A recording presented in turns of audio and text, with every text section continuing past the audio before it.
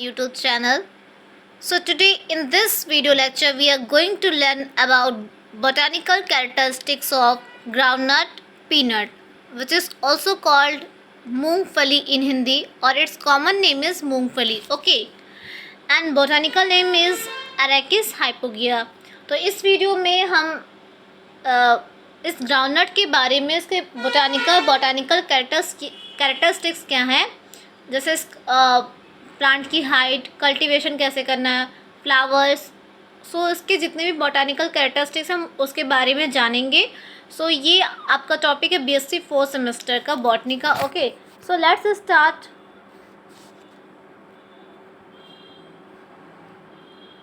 Okay,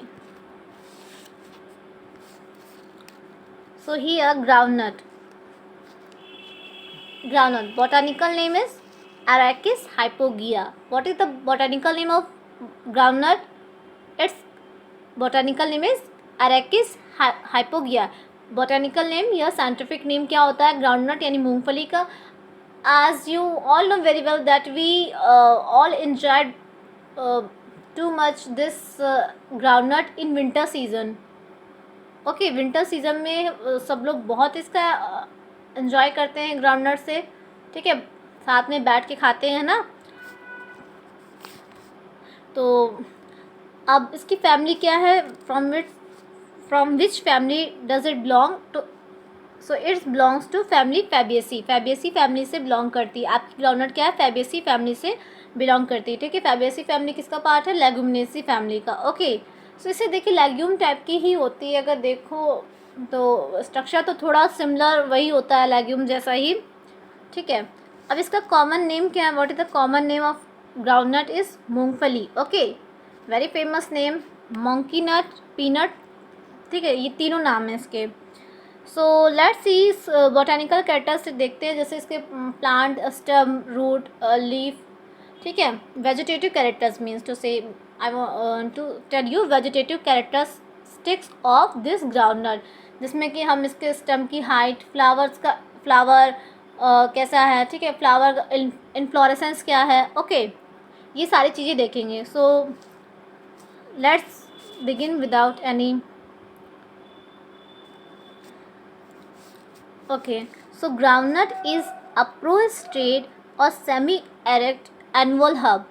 सो groundnut क्या है, एक प्रोस्ट्रेट और सेमी इरेक्ट. तो प्रोस्ट्रेट और सेमी स्ट्रेट, प्रोस्ट्रेट या सेमी स्ट्रेट, सेमी स्ट्रेट बोल रहे हैं हम, सेमी इरेक्ट. इरेक्ट मीन्स क्या होता है, सीधा. ठीक है, विदाउट मतलब कोई उसकी मतलब टेढ़ा या मेढ़ा नहीं, बिल्कुल सीधा. तो ये जो प्लांट होता है वो बिल्कुल सीधा होता है. ठीक है, कोई बेंडिंग नहीं होती इसमें, किसी भी टाइप की स्टेम में कोई बेंडिंग नहीं होती. ठीक है, सेमी इरेक्ट पर ये सेमी इरेक्ट होता है, पूरी तरह से नहीं है. ठीक है, सेमी मतलब क्या होता है, आधा. सेमी मतलब आधा होता है, तो सेमी मतलब आधा. तो ये आधा प्लांट थोड़ा सा देखिए, जैसे मान लीजिए यहाँ से ये इतना सीधा पार्ट है, फिर यहाँ से ऐसे बेंड होने लग गया, तो ये सेमी एरेक्ट कहलाएगा आपका. ओके,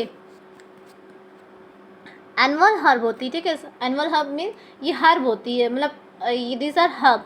ठीक है, स्मॉल प्लांट्स होते हैं, नॉट वेरी लार्ज प्लांट्स. ये और बेसिकली आपको बता दूं कि जो ग्राउंडनट होता है वो अंडरग्राउंड होता है. ठीक है, अंडरग्राउंड इसकी कल्टीवेशन हम करते हैं, ग्राउंड के अंदर, ज़मीन से अंदर से निकलता है. तो कभी आप देखते होंगे कि जब मूंगफली आपके घर में आती है, मार्केट से आप परचेज़ करके लाते हैं, तो उसमें थोड़ी मिट्टी उट्टी लगी रहती है, जब क्योंकि क्या होता है कि क्लीनिंग अच्छे से नहीं हुई होती है. It may be the reason. ठीक है, तो ज़मीन के अंदर होती है, अंडरग्राउंड स्टेम होता है. ठीक है,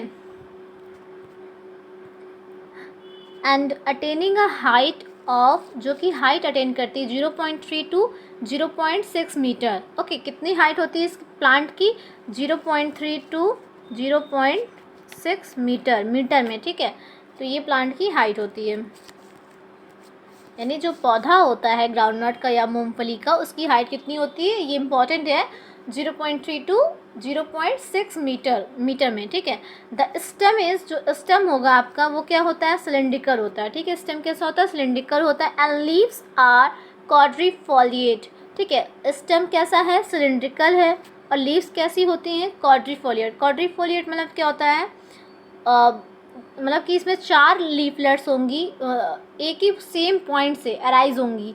जो सेम पॉइंट से अराइज होंगी और 4 लीफलेट्स होंगी, समथिंग लाइक दिस। सपोज कीजिए कुछ ऐसा, ये देख रहे हो, तो ऐसा इसका लीव्स का पैटर्न होता है, ठीक है। क्वाड्रीफोलिएट, क्योंकि क्वाड्री मीन्स क्या होता है, 4 होता है, फोलिएट मतलब क्या होता है, लीफलेट, ठीक है। लीफलेट को हम क्या कहते हैं, फोलिएट कहते हैं, राइट।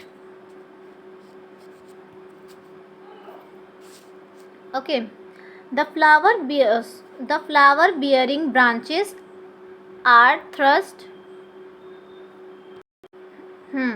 जो फ्लावर बियरिंग ब्रांचेस, जो ब्रांचेस में फ्लावर लगे होते हैं, are thrust underground after fertilization because the formation of fruit does not take place until the flower is pushed under the soil.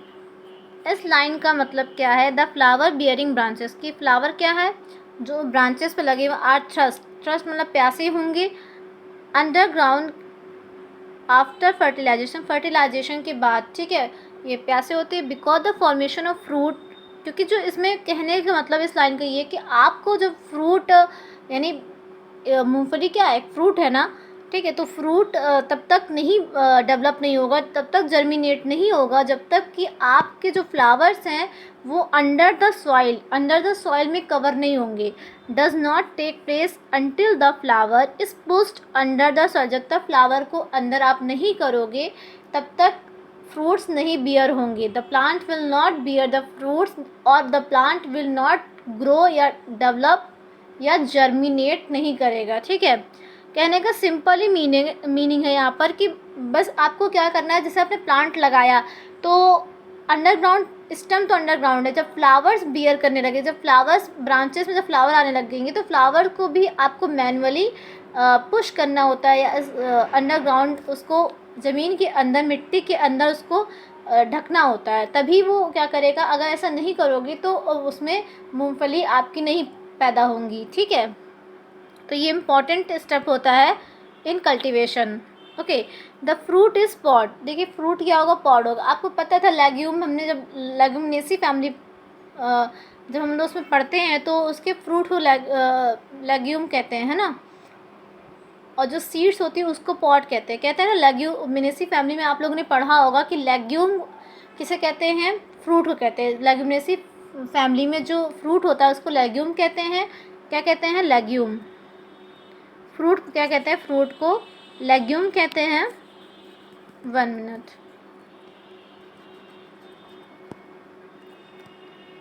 Fruit को हम क्या कहते हैं, फ्रूट को आप लेग्यूम कहते हैं ना लेग्यूमिनेसी फैमिली में। और जो सीड्स होती बेटा, जो लेग्यूमिनेसी फैमिली की सीड्स होती है, आप उन्हें क्या कहते हैं, पॉड कहते हैं। क्या कहते हैं आप उन्हें, पॉड कहते हैं, राइट। इट इज़ राइट और not.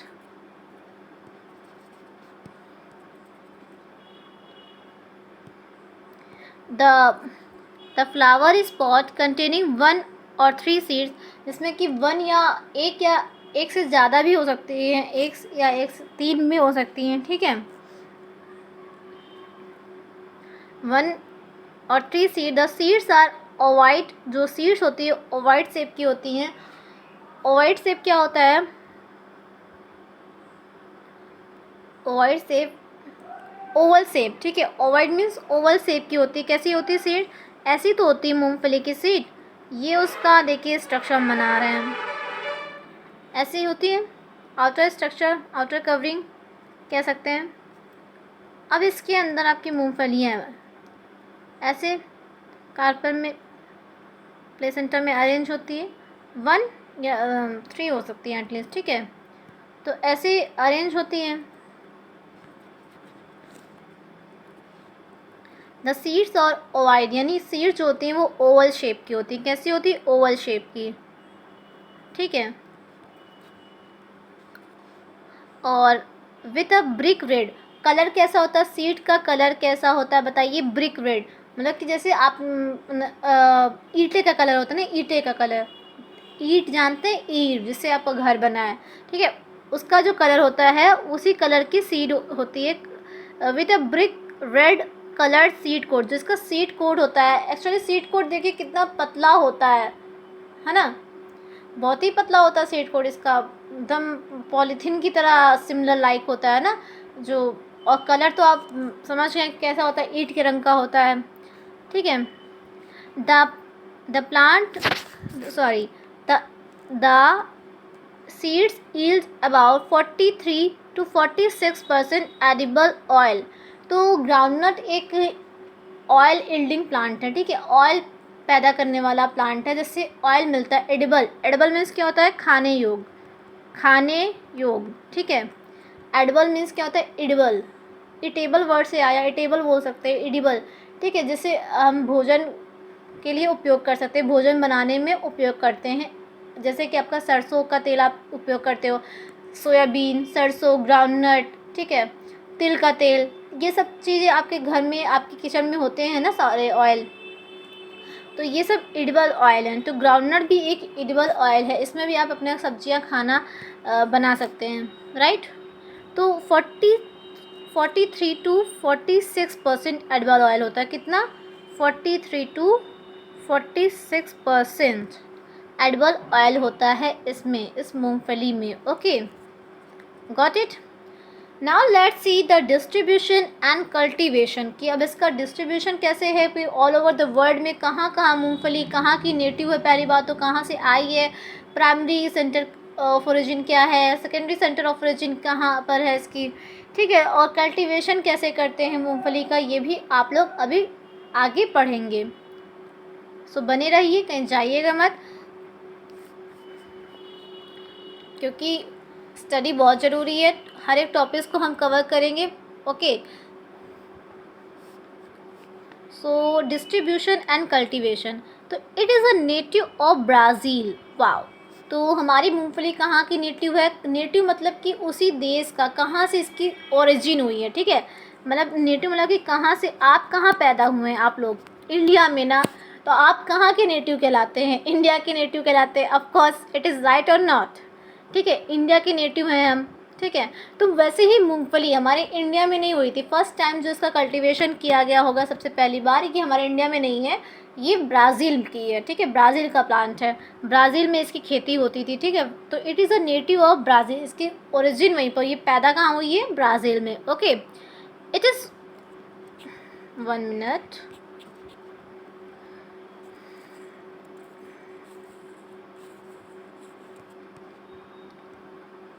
it is widely distributed throughout South America and South Africa, south America है, ठीक है, और अफ्रीका में बहुत अच्छे से पूरी तरह से डिस्ट्रीब्यूटेड है, वहाँ पर इसकी कल्टीवेशन किया जाता है मूंगफली का। It is grown widely in almost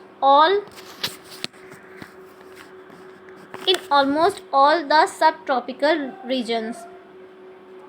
तो ये बहुत ही ज़्यादा बड़े पैमाने पर, इन लार्ज स्केल में, इट इज़ ग्रोन वाइडली लिखा है ना, in almost all tropical and subtropical countries of the world.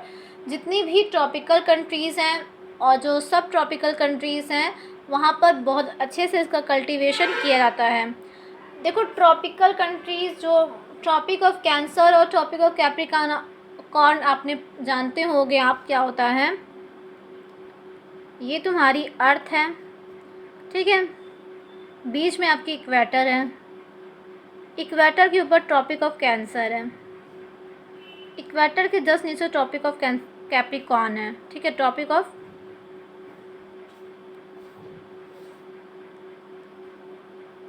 Capricorn, okay, बीच में क्या है, इक्वेटर है। ये तीनों ऐसी जगह है, सबसे वार्म यहाँ पर, क्योंकि यहाँ पर डायरेक्ट सनलाइट पड़ती है। तो ये equator, Tropic of Cancer, Tropic of Capricorn, और इक्वेटर में बहुत ज़्यादा, ये एरिया में बहुत ज़्यादा गर्मी होती है। और ये तुम्हारा फिर टेम्परेट जोन है, या आर्कटिक जोन कह सकते हैं, या टेम्परेट जोन, ठीक है। और ये नीचे वाला आपका अटलांटिक जोन है। ये तो ये दोनों ही टेम्परेट जोन के आते हैं। यहाँ पर थोड़ा माइल्ड टेम्परेचर होता है, टेम्परेट जोन में थोड़ा माइल्ड टेम्परेचर होता है, ठीक है। तो ये आप लोग को याद होगा, अगर आप लोग अगर अच्छे से ज्योग्राफी पढ़े थे 10th में तो आपको ये याद होना चाहिए, ये भूलने वाली चीज़ नहीं है। इसीलिए कहते हैं पढ़ते रहना चाहिए हमेशा, ठीक है। इसलिए पढ़ाई बहुत ज़रूरी है, ठीक है। हर चीज़ का नॉलेज आपके पास होना चाहिए। ओके, मैंने सही बताया है ना आप लोग? ट्रॉपिक ऑफ कैंसर ऊपर ही है इक्वेटर के, या I am sure Tropic of Cancer ऊपर है, हाँ ठीक है। सो क्लियर हुआ यहाँ तक? तो क्या कह रही थी ये लाइन हमसे, ज़रा देखते हैं।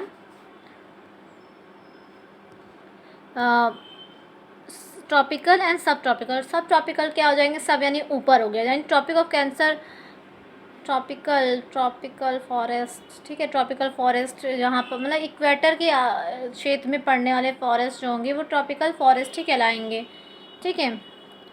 Of the world, but in the warm temperate regions, मतलब कि ये वार्म टेम्परेट रीजन्स में, तो ये तीनों ही वार्म टेम्परेट रीजन्स ही तो है। Equator, Tropic of Capricorn, Tropic of Cancer, ये वैसे रीजन्स हैं जहाँ पर सबसे ज़्यादा आपकी लाइट सन की रेज, सनलाइट ज़्यादा पड़ती है, ठीक है। तो ज़्यादा सनलाइट पड़ती है तो ज़्यादा गर्मी होगी, ठीक है।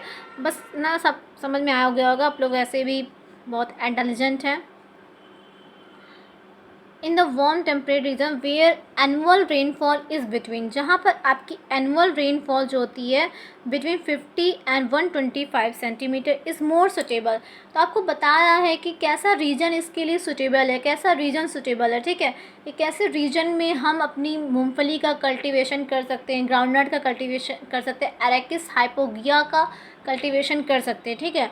तो बिटवीन 50 टू 125 सेंटीमीटर, ठीक है, 50 टू 125 सेंटीमीटर जहाँ पर रेनफॉल या इतनी रेनफॉल हो रही हो, ठीक है, वो रीजन इसके लिए सुटेबल है इसके कल्टीवेशन के लिए। ओके, आई होप यहाँ तक आपको पूरा समझ में आया होगा।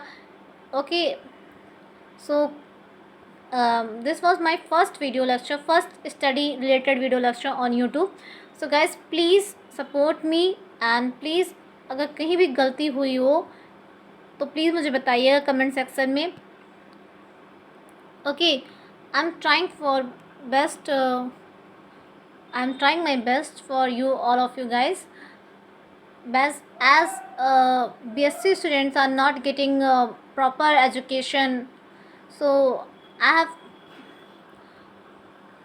have thought, I have thinking about you that you will get proper education on YouTube. So I have started this channel. Okay, proper notes, proper topic cover. Okay, all topics should be covered. So as NAP, National Education Policy has been applied. Okay, so some courses, some topics of the botany and zoology, chemistry, some are changes. Many topics are changes now. Many new topics are added in the syllabus of BSc. So pursuing BSc is not a cup of T. इतना easy नहीं है। आप BSc में अच्छे percentage देखिए, universities में जो students पढ़ रहे होते हैं उनकी 95, 99, 90 एबो परसेंटेज आते हैं, और जो प्राइवेट कॉलेजेस से या गवर्नमेंट कॉलेजेस से पढ़ते हैं उनके भी प्राइवेट कॉलेजेस वाला तो हम कह नहीं सकते बहुत अच्छे आते हैं, उनका तो लक होता है, ठीक है, क्योंकि वो स्टूडेंट तो इतना ज़्यादा पढ़ते नहीं है घर पर। तो आप लोग पढ़ाई करिए घर पर, आपको ऑनलाइन एजुकेशन मिल रही है और ऑनलाइन इतना सपोर्ट मिल रहा है तो आपको उसका फ़ायदा उठाना चाहिए, ठीक है। और जो गवर्नमेंट कॉलेजेस के स्टूडेंट्स हैं वो भी इतना अच्छे से नहीं मतलब पढ़ पा रहे हैं, वहाँ तो भी पढ़ाई होती है पर बच्चे इतना ध्यान नहीं देते हैं।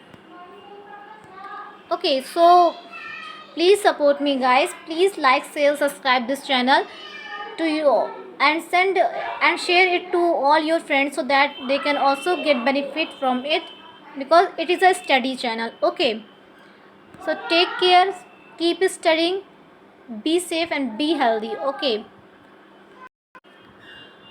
नेक्स्ट वीडियो में हम नेक्स्ट वीडियो लेक्चर में हम इसका डिस्ट्रीब्यूशन और कल्टीवेशन, क्योंकि अभी यहाँ कल्टीवेशन कंप्लीट नहीं हुआ, तो नेक्स्ट वीडियो लेक्चर में we will cover groundnuts cultivation. Okay, groundnut का कल्टीवेशन कैसे करते हैं उसको हम पढ़ेंगे।